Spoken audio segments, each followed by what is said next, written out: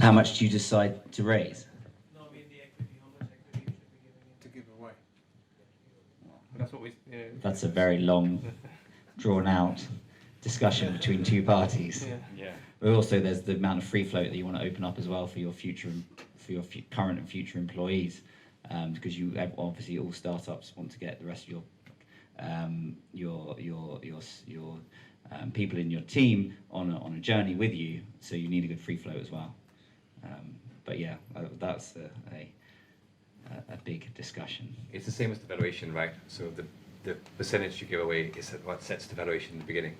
So the two things are correlates with each other, and you don't want to.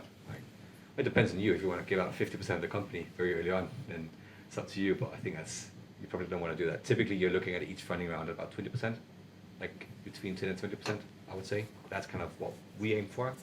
And then if you give out more than 20% to one investor, it would because to be strategic, like strategic, not that they're strategic investor, but they can follow up in other rounds, for example, or they've got like they can come with a lot of cash at once. It's not because you oversubscribe the round, 10 to 20%, I think. One recommendation there is we are not America. Don't raise 100 million until you need 100 million. It's more acceptable in the UK to go for smaller rounds. So when we did our angel, we could have got more, but we only took 750 from 3 people because that's actually all we wanted to spend in the period of time running up to what we predicted our Series A would be, to have a better valuation and to be more in control of the company. So the whole massive war chest, amazing first round, just because Airbnb did it, is particularly in the UK fintech sector is not how I would go. I would raise, if you have the option to raise more than you want, just do go a bit higher, but don't go mad. If it's Well, I think it's also you can actually reverse engineer your whole journey. So reverse engineer how much money would you like to earn on an exit, how long should it take, and how much money do I need, and then you've actually got, well, I should raise this amount. That will give me 12 months to do this. Then I know it's hard to do, right? But then you get a sense of how much your stake will be in the end, and how much you need to raise. Sometimes, and then that's the first point. Reverse engineer the whole thing, and then secondly, funding takes time as well. So, and it depends on the product. So if you think you can hit the market like really fast with a product, then don't raise too much. But if there's a lot of product risks, then I'll just say, go for it.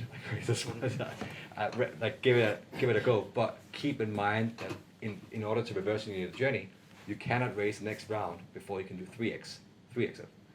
So if you can't 3x it, you won't raise the next round because nobody's going to support a flat round. So when you raise a lot of money, it's because you also have a good valuation. And to get a good valuation, you always need to make sure you can triple it.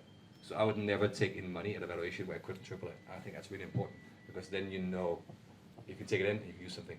Your job as a founder is to convert equity into money. That's it. Convert equity, make it more and more worth. And you do that by taking in money, spending that money to make your equity more worth. So if you can take in £100 million and make the company worth 500 million instead of 200 million, do it. But you can't. I think it's quite hard. So it depends on your strategy and how bold you are.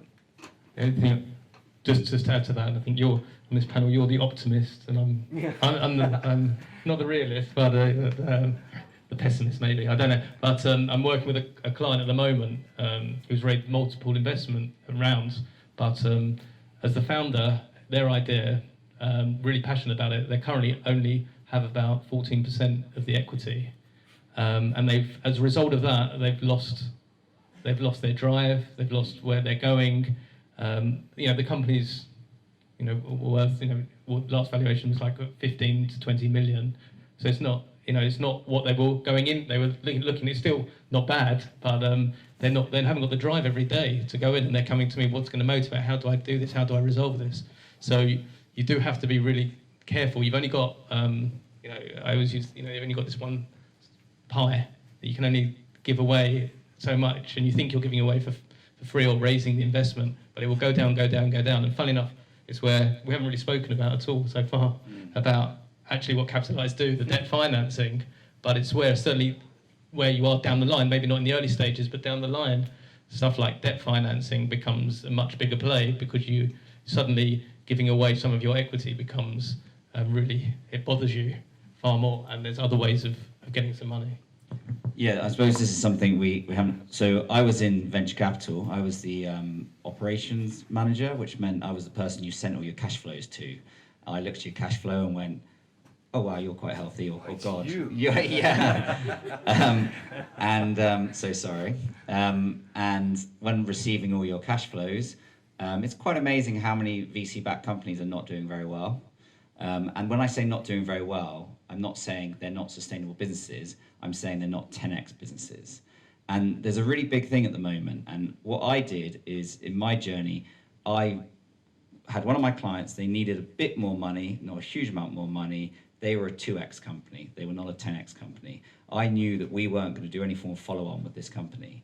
So I went to the wider market and I found them this exciting company called Market Invoice, and I put Market Invoice money into one of our companies. I then found my kind of why and kind of purpose, and I didn't believe that I was actually someone who wanted to be on that side. I wanted to be in the business, so I actually left and joined Market Invoice, because I actually found that if you look at the, sounds a bit evangelical, but if you look at the UK market, most businesses are actually being grown by debt. And don't always assume between rounds you've not got other options to find money in your business. Not every business can continue on a 3x to 10x journey. And one of the things we do at Capitalise is we help with those other companies. And that's the journey that I went on, was when I realized that if you've got a portfolio of 25 companies and maybe 20, actually realistically 3 or 4 of those are going to get to Series B, but actually 15 of those are going to be very sustainable businesses that could go on and become a really good business where someone exits for 15 million but owns 80%. And you could also have someone who eventually goes on the full journey to G or something like that, and it sells for 400 million and they get far less because they only own like 2% anymore. And you've really got to think about what whether you're equity obsessed, whether it's equity that you're really into, and is that the journey you want to go on? And actually, if you've now got sustainable revenue, you've got a business you could turn profitable, and you have the option now to actually turn that business profitable, change what your top line growth is going to be, and actually use some other form of debt and own more of a smaller company. Or it could just be helping with your run rate between different rounds. So I suppose a message, just as someone who's been on both the debt side and the equity side, is don't always just obsess on the one side. I would look at debt's not available for you if you're in your seed early rounds, no revenue. So stay with equity. But if you're a 2-year-old business, you've got some decent revenue coming in, you've got some serious customers, you could potentially be profitable, you've already made profit, it is possible to find other ways. So, that's just a message to everyone that the majority of the businesses in this country are actually grown by debt. So. Well, I think I'll counter that a little bit from the equity management point of view, because the thing that they're saying about percentage you own and your earnout, it's not correlated. What happens in venture funding is that you get terms which has something called participation and liquidation preferences, and that basically ends up with, you could have 50% of the company, but get SoftBank to invest at 1 billion with a 4x liquidation preference, which they do. Then no matter if you sell it for 400 billion pounds, you still have to give back, SoftBank still gets back the money and you don't get nothing. So it's correlated to the terms you go into VC with. And therefore, sometimes it's better to have 5% of something with only one share class, with business angels, than to have something that's 30% with venture funding and a high valuation. And that's what we speak a lot about. And we try to encourage some of the users on our platform to understand this. Because all of a sudden, when you're down the CSG round, you've got so many layers on top of your cap table that it's almost impossible to cash out or understand how much you need to cash out. Hence, it might be better diluting yourself on ordinary shares. We've got some content on this on our website in terms of how you model it out and how you do it. But I think it's just something that's very relevant, that whenever I do a deal, I would much rather look at ordinary shares and dilute myself a lot. Obviously, not too much, because you still need to have a say in the company, rather than having a VC coming in at very high valuation, not diluting you a lot, but having these liquidation preferences.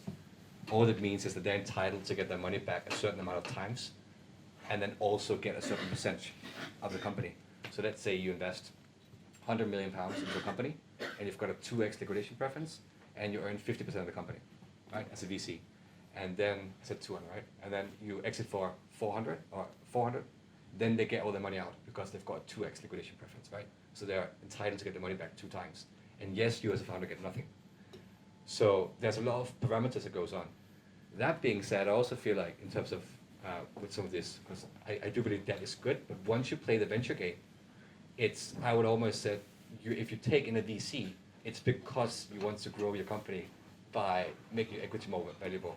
You cannot say that now we're stagnating. And that's the thing you have to be aware about. Do you stick with business angels, ordinary shares, keep it at a low valuation and exit and everybody gets something? Or do you take the risk and play the venture game, which is there's never going to be an end. And they're going to put terms and they're going to pace you and you might end with nothing. So I also think it's a strategic thing that VC is not for everybody. And if you could get all the money without a VC, I'd certainly done it. Yeah, agreed. So that's called your waterfall. So please work out your waterfalls, because as soon as you get into a VC backed environment, it's some reasonably comic. Brad Field, I forgot what it's called. He has a good book that explains to venture. Yeah, read Brad Field's books, Venture Deals, and he really explains all the different stuff that goes on a term sheet in venture capital. And if you read that and then you think maybe it's actually debt or something like that I want to do in business, this is kind of the thing, is there are other options. It is they do need to make a lot of money because quite a lot of their companies fail, so they actually have to do very well in the ones that don't. So please tread carefully, but it's also an exciting journey if you do it right.